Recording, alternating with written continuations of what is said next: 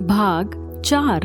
Neetu ma'am की खुशहाल जिंदगी थी जिसमें पति थे जो कि बैंक में जॉब करते थे और 2 बेटे थे जो कि 6 और 8 साल के थे। गर्मी की छुट्टियां थी, बच्चों की भी और मैम की भी छुट्टी थी। मैम के हस्बैंड ऑफिस गए हुए थे। मैम को कुछ जरूरी सामान लाने पास के मार्केट में जाना था। थोड़ी देर का काम था तो सोचा बच्चों को ले जाएंगी तो लेट हो जाएगा। यही सोचकर उन्होंने अकेले जाने का सोचा। बच्चे खेलने में व्यस्त थे। उन्होंने टीवी ऑन करके और बच्चे खेलते रहेंगे जब तक वे लौटेंगी सोचकर जाने का सोचा। बस यही सोच उन पर भारी पड़ गई। जाते समय वे मेन गेट बंद करके चली गईं ताकि बच्चे रोड पर ना निकल जाएं। उन्होंने जल्दी जल्दी मार्केट का काम निपटाया और जल्दबाजी में घर की तरफ बढ़ी कि बच्चे तब तक कोई शरारत ना करें। घर के पास पहुंची तो घर के बाहर लोगों को खड़ा देख अनजानी आशंका से मन डरा तो जल्दी डग भरती घर के आगे पहुंची तो घर में तेज आग की लपटें उठ रही थी। छोटे छोटे बच्चे आग में भगवान से न जाने कितनी प्रार्थना कर रही थी कि उनके जिगर के टुकड़े ठीक हों। दरअसल शॉर्ट सर्किट की वजह से घर में आग लग गई थी। बच्चे खेलने में व्यस्त थे। जब वह बहुत बढ़ गई तब उन्हें पता चला, पर तब तक वे घिर चुके थे। बच्चे छोटे थे, घबरा गए, निकल भी नहीं सकते थे। पड़ोसी जब उनको बचाकर बाहर लाए तब तक दम घुटने और जलने की वजह से उनके कोमल शरीर झुलसकर काले पड़ चुके थे और नीतू मैम की गोद सूनी करके जा चुके थे। नीतू मैम अपने बच्चों की ये हालत देख बदहवास हो गई। क्यों छोड़कर गई? ना जाती, सामान तो बाद में भी आ जाता, पर तब तक वह सोचने का समय जा चुका था। नीतू मैम ये हादसा बर्दाश्त नहीं कर पाई। आखिर कैसे कोई माँ अपने मासूम बच्चों के जले शरीर को देखकर सब्र कर पाती? इस घटना ने उनके मानसिक संतुलन को बिगाड़ दिया। 4-5 साल इस बीमारी से जूझने के बाद जब वह नई जिंदगी की शुरुआत का सोचकर मानसिक अस्पताल से इलाज के बाद स्वस्थ होकर घर आई तो एक और बड़ी विपदा इंतजार कर रही थी। घर वालों के दबाव में उनके पति ने दूसरी शादी कर ली थी। कोख तो उजड़ चुकी थी, सुहाग भी पराया हो गया था। कुछ समय इस दर्द के साथ जीने के बाद आखिरकार उन्होंने दर्द से लड़ने का इरादा किया और फिर स्कूल ज्वाइन कर लिया। खुद को इतना व्यस्त कर लिया कि फालतू विचारों को जगह ना मिले और परिणाम आप देख रही हो। निधि हैरान थी ये सब सुनकर। अब तक जिसे अपना दुख असहनीय लग रहा था, अब उसे अपना दुख बहुत छोटा लगने लगा। सुनीता मैम फिर से बोलने लगी, सिर्फ नीतू मैम ही नहीं, सुभाष सर, मैं या रितु मैम, क्या हम लोगों के जीवन में समस्याएं नहीं हैं? पर अपनी समस्याओं को अपने ऊपर इतना ना हावी होने दो कि वह आपकी हंसी छीन ले। सुभाष सर जब 2 साल के थे, इनके पिता की मृत्यु हो गई थी। छोटा सा बिजनेस था जिसमें घाटा होने से और कर्ज होने के कारण सदमे ने उनकी जान ले ली। कर्ज चुकाने में सब कुछ बिक गया, यहाँ तक कि घर भी। इनकी माँ ने लोगों के कपड़े सिल कर किसी तरह इनको और इनकी बड़ी बहन को पाल पोस कर बड़ा किया है। किस्मत और समय की मार ने इनके बचपन को घोर तंगहाली में परिवर्तित कर दिया था, पर माँ के हौसले और जुझारूपन ने उनके बच्चों की पढ़ाई और जीवन पर आंच नहीं आने दी। और परिणाम आप देख रही हैं, एक हंसमुख, जिंदा दिल और बेहतरीन अध्यापक जिन्होंने निजी जीवन की समस्याओं को अपने जीवन को आगे बढ़ने में रोड़ा नहीं बनने दिया। निधि ने सुभाष सर की ओर देखा जिनके चेहरे पर दर्द उभर आया था और उनकी आंखें निधि को ये दिलासा दिला रही थी कि सुख दुख जीवन का हिस्सा है, उनसे घबराना नहीं अपितु उनके साथ जीना सीखना है। और मैं, आपको क्या लगता है मेरी जिंदगी क्या बहुत खुशहाल है? इसलिए सारा दिन आपको हंसती हंसाती रहती हूँ? आप मेरे बारे में पूछते हो और मैं टालती रहती हूँ ना? आज आपको बताती हूँ, मेरी शादी को 12 साल हो गए, पर मुझे अभी भी कोई बेबी नहीं है। हर प्रकार का ट्रीटमेंट करवा चुकी हूँ, डॉक्टर की इतनी मेडिसिन खा चुकी हूँ। लगता है शरीर में खून कम, दवाइयाँ ज्यादा हैं। 2 बार IVF करवा चुकी हूँ पर असफल रहा। ससुराल वाले रिश्तेदार तरह तरह के सवाल पूछते हैं। बांझ होने का ताना हर दिन उनकी सवाल पूछती नजरों का सामना करती हूँ। वो तो सेल्फ डिपेंडेंट हूँ, वरना ससुराल वाले पति की दूसरी शादी का भी सोच लेते। पर इस दर्द को दूर करने का सबसे बढ़िया तरीका उसे हर समय साथ ढूंढने से अच्छा है उसको दूर फेंको और दर्द से लड़ना सीखो। निधि का आज हैरान होने का ही दिन था। जिस मैम को वो पहले दिन से हंसमुख और जिंदा दिल समझकर उनसे सीखने की कोशिश करती थी, उनके जीवन की इतनी दर्द भरी सच्चाई थी। सुनीता मैम ने फिर से बोलना शुरू किया। मैम, सब कुछ गलत ही हो रहा है। ऐसा सोचकर आप बस अपनी मुश्किल बढ़ा रही हैं। तन्मय चाहता तो आपसे सच्चाई छिपा सकता था और आपकी भावनाओं से खेल सकता था। आपको बाद में उसकी यह सच्चाई पता चलती जब आप बहुत आगे बढ़ चुकी होती, तो तब क्या करती आप? बहुत कुछ बुरा हो सकता था जिससे आप बच गई। इसलिए अपना दुख सोच सोच कर दुखी ना होइए। तन्मय अगर सहज नहीं तो उसकी बात समझने की कोशिश करो। अगर आपका प्यार सच्चा हुआ तो उसको जरूर एहसास होगा और वो आपके पास लौटेगा, और अगर नहीं लौटा तो ये सोचकर आगे बढ़ो कि वो आपका था ही नहीं। आप उसको बार बार कॉल मैसेज करेंगी तो हो सकता है वो आपसे चिढ़ने लग जाए, इसलिए उसको अकेला छोड़ दो। उसे सोचने दो वो क्या खो रहा है, उसको थोड़ा टाइम दो। अगर उसे आपके प्यार का एहसास हुआ तो वो खुद ही आ जाएगा आपके पास, और अगर नहीं हुआ तो आप भी जीवन में आगे बढ़िए। एक के आने और जाने से जिंदगी रुकती नहीं है। क्या पता उससे बेहतर आपका इंतजार कर रहा हो। सुनीता मैम ने अभी भी बोलना जारी रखा। आज उन्होंने सोचा हुआ था कि जो टीचर बच्चों को लेसन पढ़ाती है उसे भी जीवन का लेसन सिखा कर रहेंगी।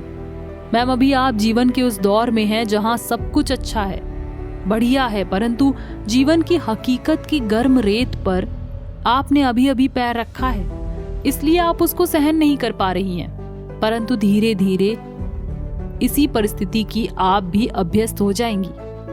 अपनी बात खत्म करने के बाद सुनीता मैम ने निधि की तरफ देखा, जो सुनीता मैम की बातों का मनन कर रही थी और उसे उनकी बात भी समझ आ रही थी। उसने खुद को बदलने का सोच लिया।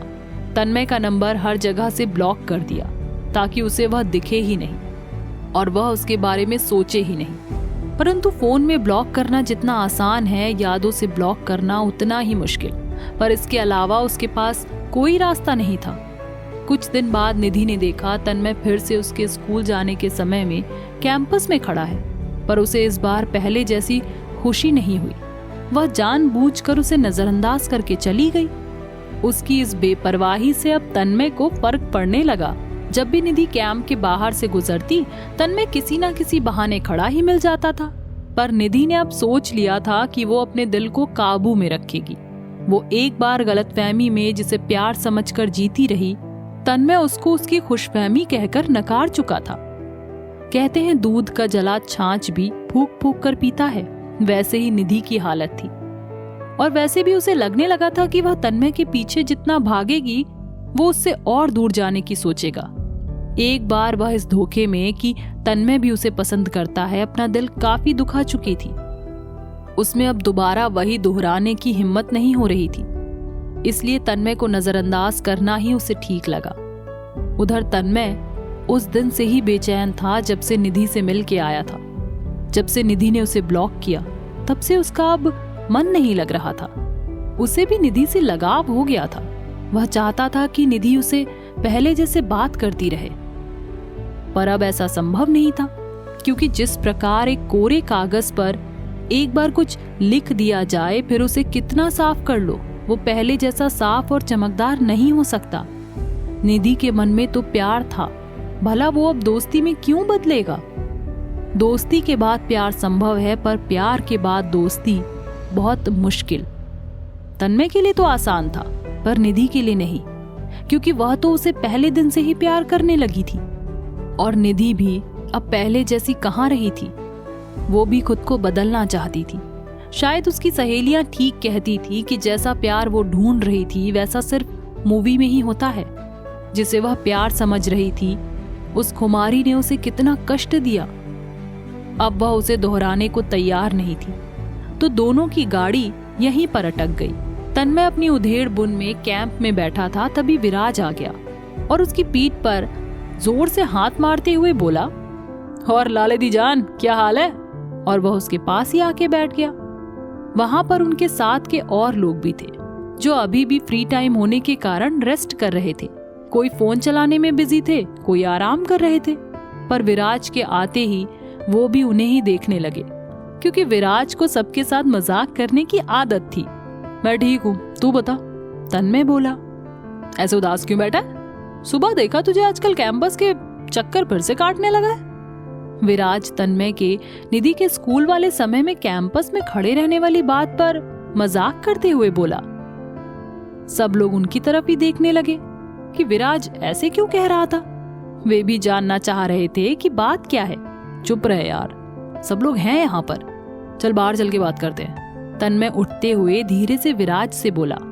वह नहीं चाह रहा था अन्य उनकी बातें सुने और लड़की का नाम आया तो वे भी पूछेंगी कि क्या बात है। यह सब सोचकर उसने कहीं और चलने के इरादे से विराज को साथ में लिया। चल ठीक है, विराज बोला और वे दोनों उठकर बाहर आ गए। हाँ बता क्या हो गया। बाहर कैंपस में एकांत सी जगह देखकर बैठते हुए विराज बोला। उस दिन वाली सारी बात तुझे बताई थी ना कि क्या बात हुई थी मेरे और निधि के बीच। विराज की ओर देखते हुए तन्मय बोला। हाँ हाँ, तेरी कोई बात छिपी है क्या मुझसे? तो अब क्या बात हो गई जो इतना परेशान है? तन्मय को परेशान देख विराज बोला। निधि ने मेरा नंबर ब्लॉक कर दिया है। उदास होते हुए तन्मय बोला। हाँ तो उसकी मर्जी, जो करे वो उसका फैसला, तुझे क्या करना है? तूने तो उसका दिल तोड़ दिया है, अब वह जो भी करे तुझे क्यों फर्क पड़ रहा है? और अच्छा किया उसने, तेरे से उम्मीद रख के क्या मिला उसे? विराज थोड़ी देर मौन रहने के बाद, मैंने तुझे इतना समझाया था पर तूने मेरी एक नहीं मानी। विराज तन्मय द्वारा निधि के साथ किए बर्ताव से नाराज था। यार अब तू भी फिर से शुरू मत हो जा, झुंझलाते हुए तन्मय बोला। हाँ तो अब क्यों, अब तकलीफ क्यों हो रही है तुझे निधि के ब्लॉक करने से? तू तो यही चाहता था कि निधि दूर रहे तुझसे, तो अच्छा है ना। अब ना वो कॉल करेगी और ना मैसेज, और ना तुझे तकलीफ होगी। विराज बोला। इतने दिन से बात कर रहा था तो लगाव सा हो गया था। फिर सोचते हुए तन्मय बोला।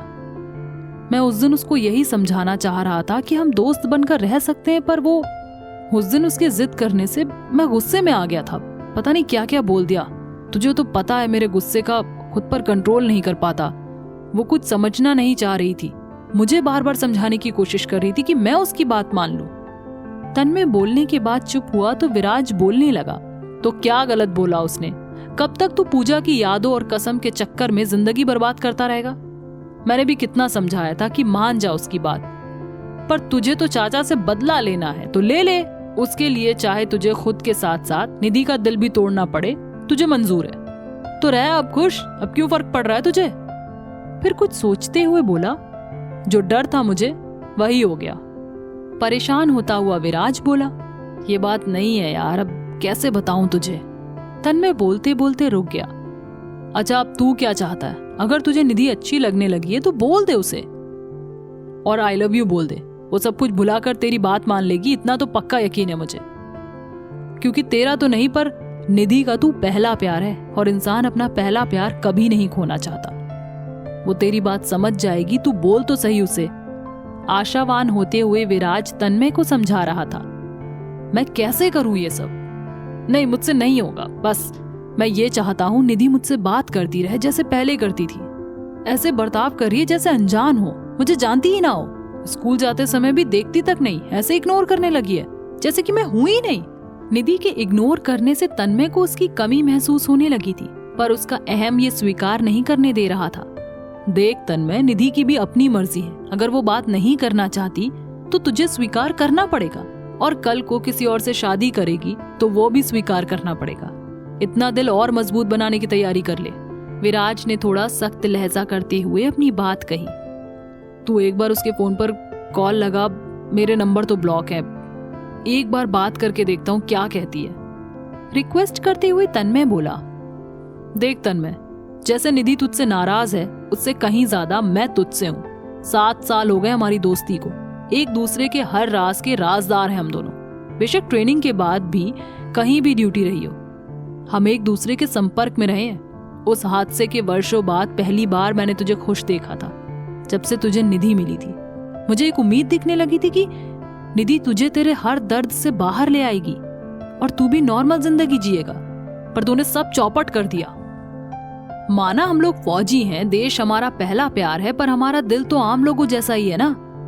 और एक बात बता, जब नहीं प्यार करता तू उससे तो बात करने की क्या जरूरत है? अब उसे भी आगे बढ़ने दे, अगर वह सब भूल कर आगे बढ़ना चाहती है तो। विराज तन्मय से बोला। यार बात समझ, एक बार बात कर लेता हूँ, क्या जवाब देती है फिर सोचता हूँ, क्या पता मान जाए। तू कॉल लगा।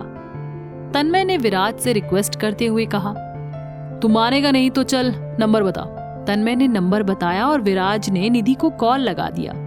साय का समय था। निधि अपने घर के बाहर ही बैठी बच्चों के पेपर चेक कर रही थी, जो कि स्कूल में समय ना मिलने के कारण वह घर ले आती थी। रिंग बजी तो अननोन नंबर देखकर एक बार तो डिस्कनेक्ट कर दिया कि बाद में देखेगी किसका है, पर जब 2-3 बार कॉल आई तो उसे लगा बात कर लेनी चाहिए। हेलो। निधि ने काम बंद नहीं किया, ये सोचकर कि जो भी होगा जल्दी बात खत्म कर लेगी। हेलो मैम, मैं विराज। विराज बोला। विराज? निधि चौंक गई। आप कैसे हैं आप? उसे समझ नहीं आ रहा था कैसे रिएक्ट करे। जी मैं ठीक हूं, तन्मय आपसे बात करना चाहता है। क्यों बात करनी है? मुझे तन्मय से कोई बात नहीं करनी।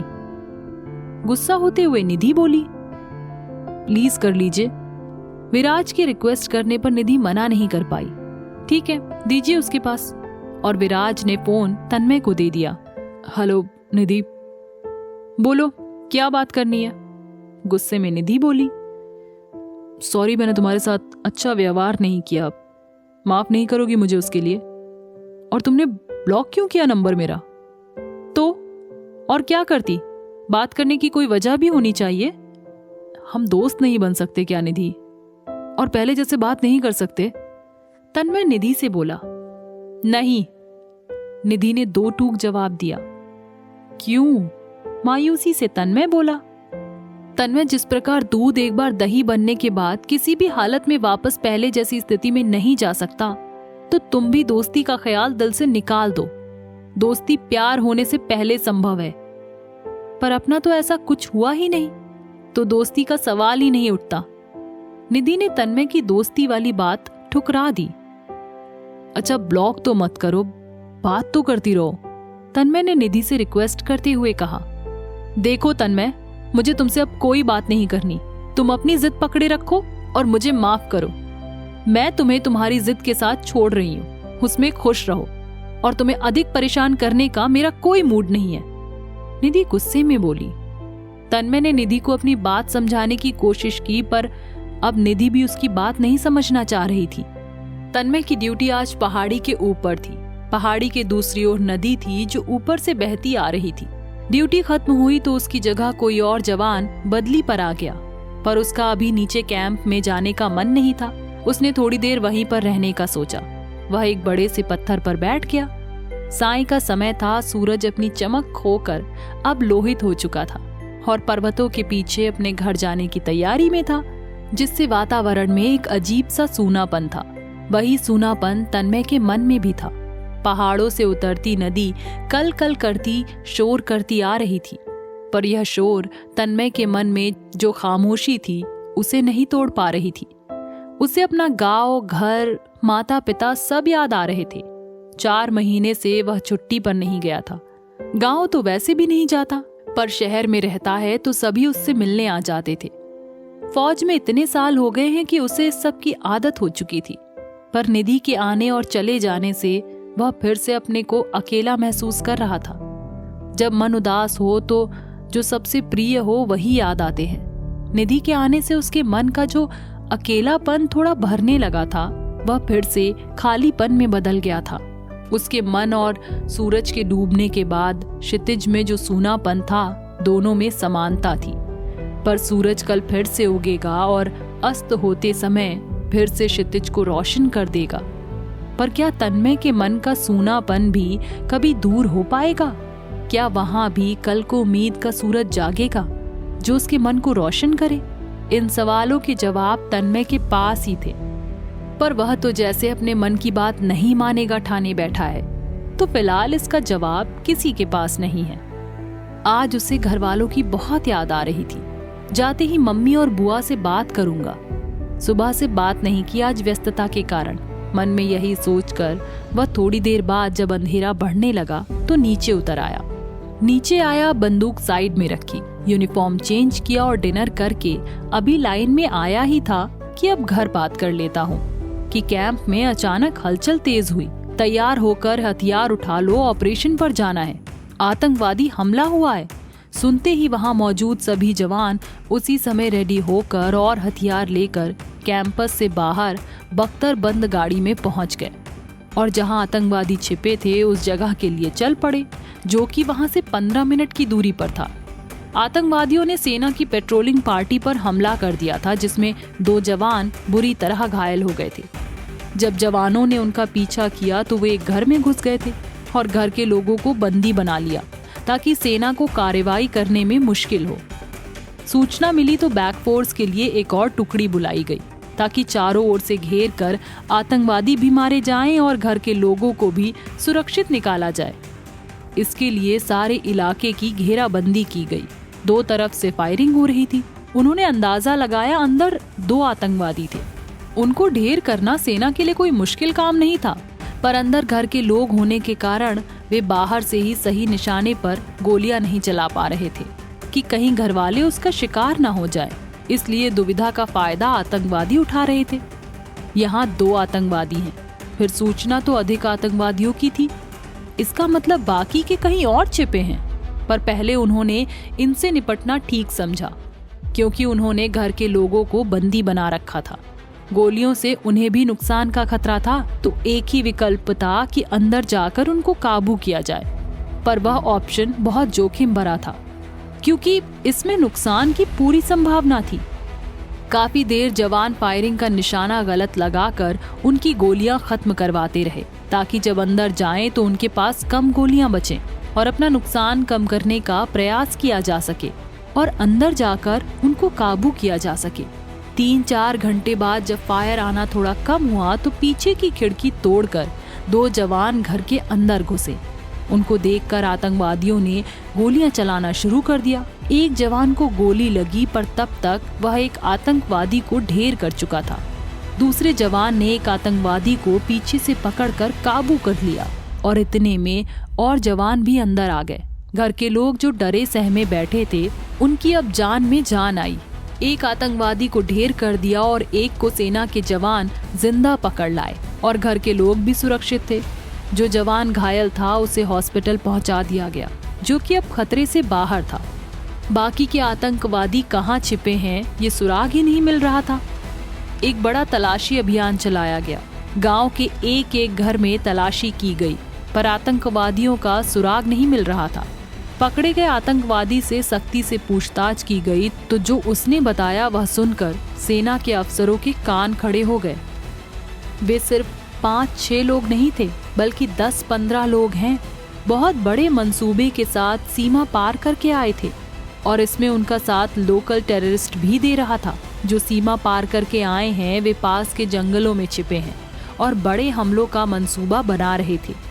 अब उन्हें पकड़ने के लिए सेना ने एक रणनीति के तहत जंगल को घेरने और बड़े ऑपरेशन को अंजाम देने के लिए प्लान तैयार किया।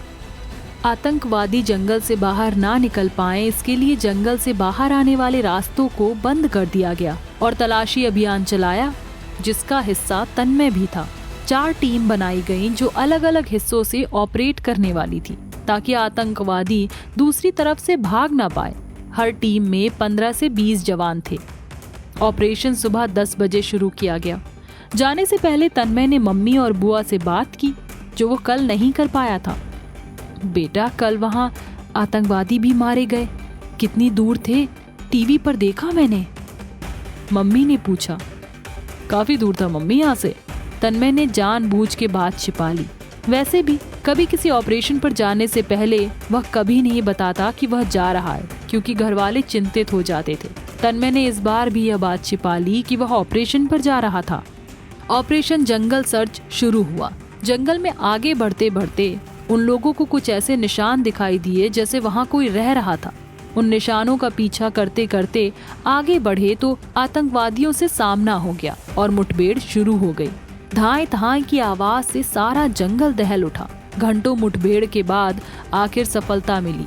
इसमें 5 आतंकवादी मारे गए और कुछ सेना के जवान घायल हो गए और अभी भी 4-5 और थे, जिनकी खोज में वे आगे बढ़े। चलते चलते रात हो गई, पर जब तक बाकी के नहीं मारे जाते तब तक ऑपरेशन भी बंद नहीं कर सकते थे। इसलिए वे बाकी बचे आतंकवादियों को ढूंढ रहे थे।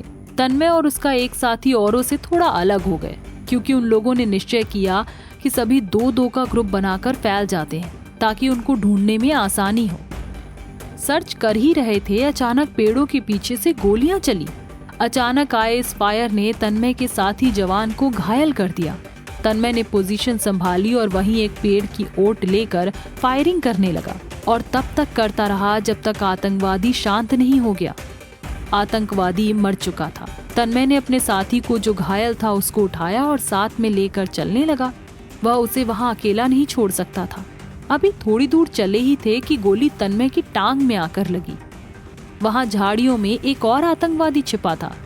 तन्मय ने साथी को नीचे बिठाया, ये कहते हुए कि भाई तू बैठ, इसको ठिकाने लगा के आता हूँ, और उसने पत्थर की आड़ में मोर्चा संभाल लिया। तन्मय वहीं पत्थर की आड़ लेकर तब तक फायरिंग करता रहा जब तक उसने उसको ढेर नहीं कर दिया। जब उसे लगा कि वह मर चुका है तो वह पैर घसीटता हुआ अपने साथी के पास आ गया। उसके पैर से खून बह रहा था। उसने अपना वो कपड़ा निकाला जिससे वो सर और मुंह ढकते थे और कपड़ा टांग पर बांध दिया ताकि खून ना बहे। क्या करें भाई, आगे चलें या वेट करें? घायल जवान तन्मय से बोला। मेरे से तो चला नहीं जाएगा, अब रुक जा, थोड़ी देर इंतजार करते हैं। गोलियों की आवाज और लोगों ने सुन ही ली होंगी, वे भी यहीं आते होंगे। तन्मय उससे बोला। ठीक है भाई, और वह भी पत्थर का सहारा लेकर वहीं पर बैठ गया। तन्मय को असहनीय दर्द हो रहा था। वह पत्थर को ओट बनाकर सिर टिकाकर बैठ गया। उसे वो सारे चेहरे याद आ रहे थे जो बचपन से अब तक उसके साथ थे। माँ, बाप, दोस्त, पूजा और निधि। थोड़ी देर बाद जब तक सेना के लोग वहां पहुंचे, तन्मय बेहोश हो चुका। उन दोनों को जल्दी जल्दी हॉस्पिटल पहुंचाया गया।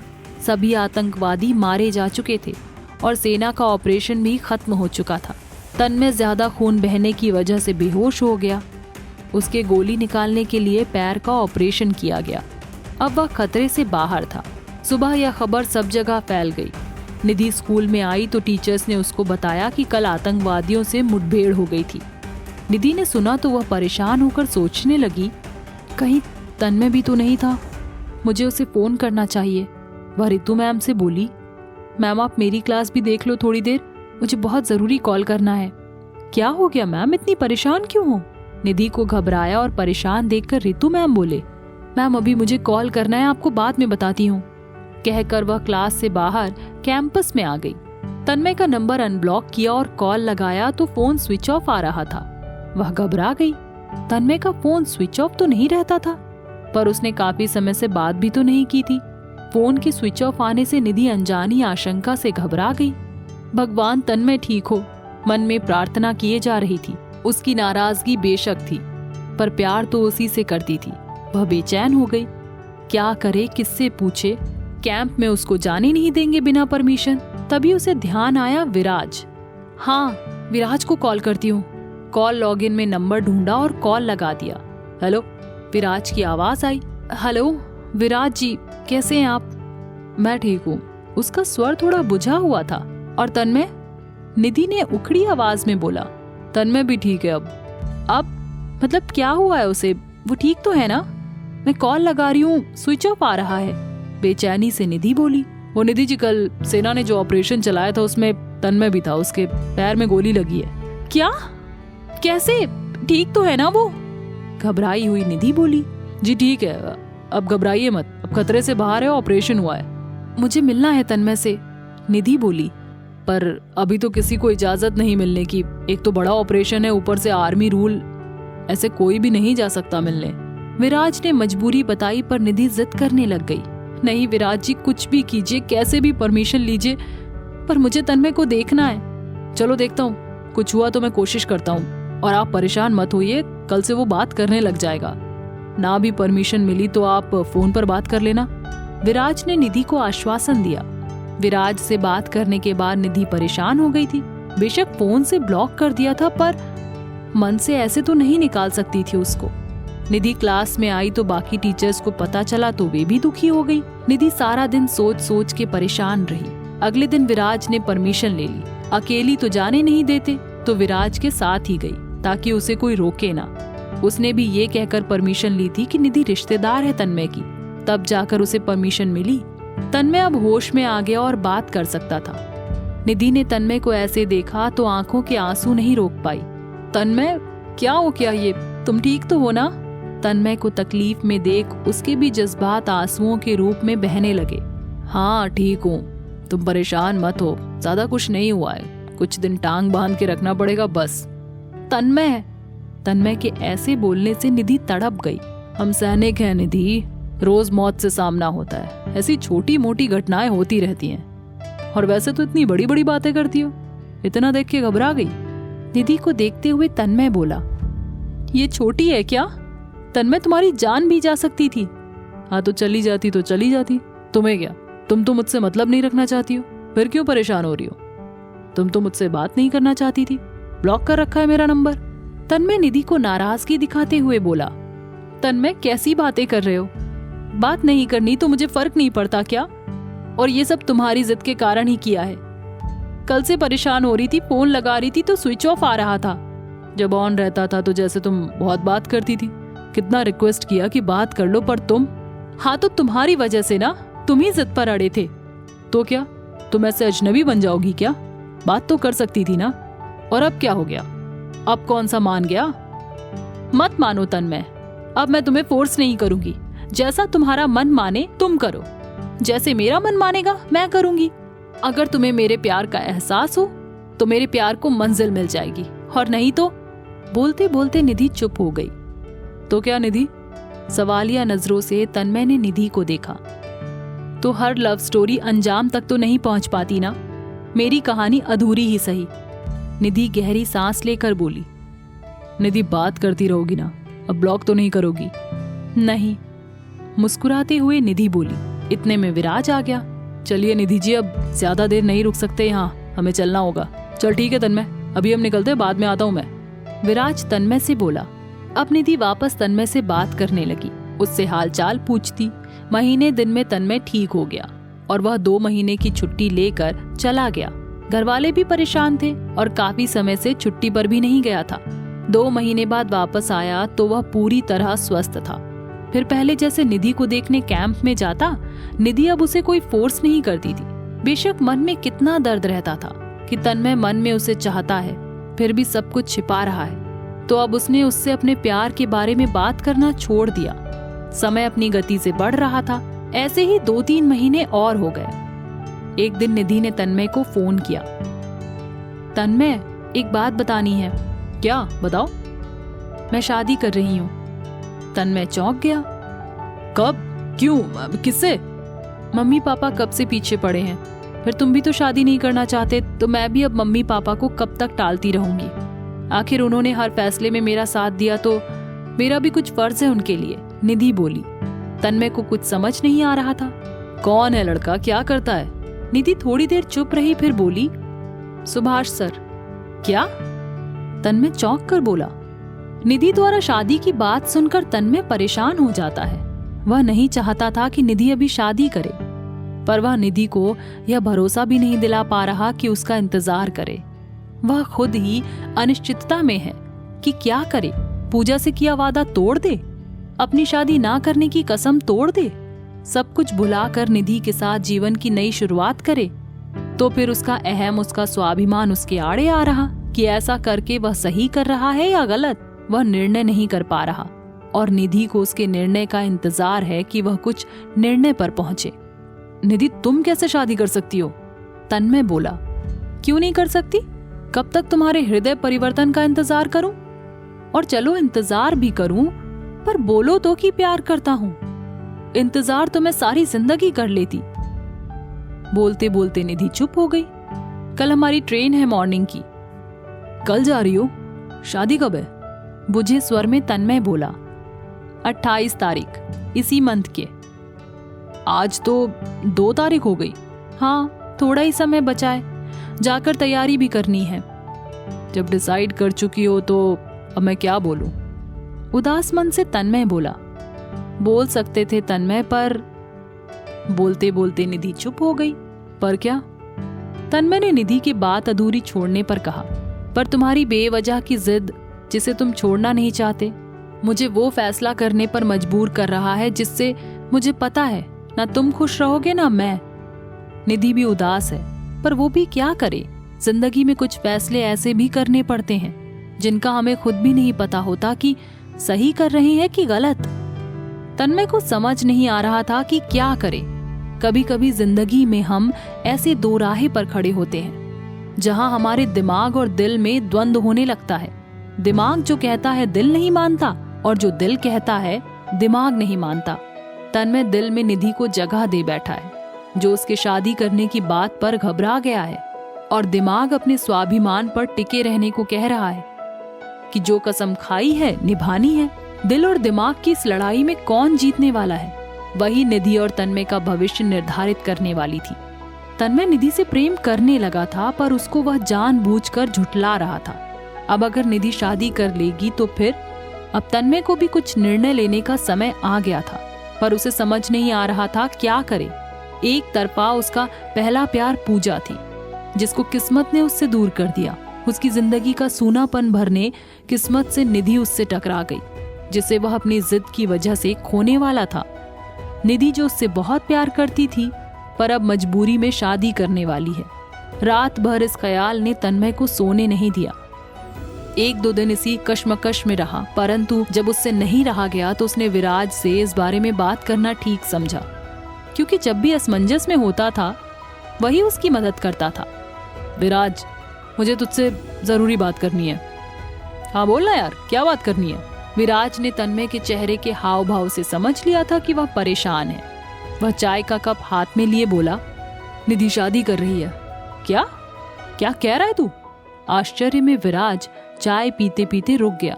हाँ ये सच है। नहीं तन्मय, ऐसा कैसे होने दे रहा है तू? अगर ऐसा सच में हो गया तो क्या होगा? तू सोच भी रहा है कि नहीं? विराज के चेहरे पर आश्चर्य के भाव थे। सोच ही रहा हूँ, तब से समझ नहीं आ रहा क्या करूं। तू बस सोच, और तू इससे ज्यादा कुछ भी नहीं कर सकता। तुझे तो अतीत को पकड़ कर बैठना है ना, तो बैठ। अब क्यों तकलीफ हो रही है? गुस्से में विराज बोला। विराज, निधि की शादी हो गई तो मैं फिर से अकेला हो जाऊंगा। तो क्या, होने दे जो हो रहा है। तू तो प्यार नहीं करता ना उससे, तो करने दे। शादी कर रही है तो आज नहीं तो कल करनी है उसे, क्योंकि तुम तो अतीत में कुछ वादे कुछ कस्में कर चुके हो, तो तुम्हें कुछ फर्क नहीं पड़ता कि उनके लिए तुम आज क्या क्या खो रहे हो। तुम्हें तो वही निभाने हैं, निभाओ। फिर उसमें निधि की शादी होती है तो होने दो, तुम्हें तो बदलना है ही नहीं। तो विराज बोलकर चुप हो गया, पर वह तन्मय से अधिक परेशान था कि अब क्या करे। विराज, मुझे निधि अच्छी लगती है, पर मैं डरता हूँ। उसी डर ने मुझे उससे दूर रखा हुआ है। क्या डर है तुझे? मुझे भी तो पता चले। पूजा से प्यार करता था, वो दुनिया छोड़ के चली गई। निधि अच्छी लगती है, वो 2 बार मिली तो ऐसे हालत में मिली, दोनों बार उसकी जान खतरे में थी। उसे भी पूजा जैसे कुछ हो गया तो मैं इसी डर से उससे दूर रहता हूँ। तू पागल है क्या तन्मय, जो इतना सोच रहा है? वो बस एक्सीडेंट था और कुछ नहीं। तू नेगेटिव सोच सोच के नेगेटिव हो गया है। ये भी सोच सकता है कि दोनों बार तूने उसकी जान बचाई, पर नहीं, नेगेटिव ही सोचेगा। तो अब क्या करूं? मुझे कुछ समझ नहीं आ रहा। असमंजस में पड़ा तन्मय बोला, निधि को कॉल लगा और उसको बोल कि तुझसे प्यार करता है, इसलिए वो शादी ना करे। वो भी तुझसे ही प्यार करती है, मान जाएगी। वो भी तुम्हारी जिद की वजह से ऐसा कर रही है। तन्मय के कंधे पर हाथ रखकर समझाते हुए विराज बोला, मैं कैसे कहूँ, वो क्या सोचेगी? जब तक यहाँ रही तो बोला नहीं, जब शादी फिक्स हो गई तो तुड़वाने आ गया। अपने दिल पर हाथ रख और आंखें बंद कर पूछ अपने दिल से कि क्या तू निधि से प्यार नहीं करता? निधि तेरे दिल में दस्तक दे चुकी है, तू मान या ना मान। जब निधि तुझसे बात नहीं करती तो रहा तू चैन से एक दिन भी? विराज तन्मय को देखते हुए बोला, पूजा ही निधि बनकर वापस तेरी जिंदगी में आई है, पर तू अच्छा सोचने के बजाय लकीर का फकीर बन बैठा है। काफी विचार विमर्श करने के बाद आखिर तन्मय ने निधि को कॉल लगाया, पर उसका फोन स्विच ऑफ आ रहा था। यार विराज, निधि का फोन तो स्विच ऑफ आ रहा है, अब क्या करें? परेशान होता हुआ तन्मय बोला, ये तो प्रॉब्लम हो गई, अब क्या करें? अब तो उससे फोन पर बात भी नहीं कर पाएंगे, तो उसको कैसे समझाऊं? तन्मय विराज की ओर देखते हुए बोला, फिर अब बोल क्या करें? एक आइडिया है। विराज की आंखों में चमक आ गई। क्या है? निधि के घर चलते हैं, उसको जाकर बोल दे कि तू उससे प्यार करता है, तुझे एहसास हो गया है, वो पक्का तेरी बात समझेगी। विराज के चेहरे पर मुस्कान थी, पर तन्मय को उसका आइडिया पसंद नहीं आया। पागल हो गया क्या? ऐसे कैसे चले जाएंगे? और अब तो वो लोग सब तैयारी कर चुके होंगे शादी की। मैं ऐसे जाऊंगा तो अच्छा लगेगा क्या? विराज की बात काटते हुए तन्मय बोला, ठीक है फिर बैठा रहे, बाद में पछताते रहना जब निधि किसी और की हो जाएगी। गुस्से में विराज बोला, नहीं। तो फिर क्या रास्ता है बता। मुझे नहीं पता। तन्मय बोला, तू सोच ले अच्छे से, 1-2 दिन क्या करना है, फिर अपना फैसला बता। अगर निधि को खोना नहीं चाहता तो हमें उसकी शादी रुकवानी है किसी भी हाल में, और उसके लिए उसके घर भी जाना पड़ा तो जाएंगे। बाद में पछतावे के सिवा तुझे कुछ नहीं मिलने वाला। विराज तन्मय के दुविधाग्रस्त मन को उसी प्रकार पार लगाने की कोशिश कर रहा था जैसे कोई नाविक मझधार में फंसी नाव को लगाने की करता है। वह उसका पथ प्रदर्शक भी है जो उसे सही गलत की पहचान करा रहा था, परंतु निर्णय तो तन्मय को ही करना है कि उसे नाव पार लगानी है या तूफान में फंसे रहना है। अगला भाग सुनने के लिए सुनते रहिए कैसा ये इश्क है, सिर्फ प्रतिलिपि FM पर। इस कहानी को पूरा सुनने के लिए डाउनलोड करें प्रतिलिपि FM ऐप, और ऐसी दिलचस्प कहानियों से जुड़ने के लिए इस पेज को लाइक, सब्सक्राइब और शेयर करना ना भूलें।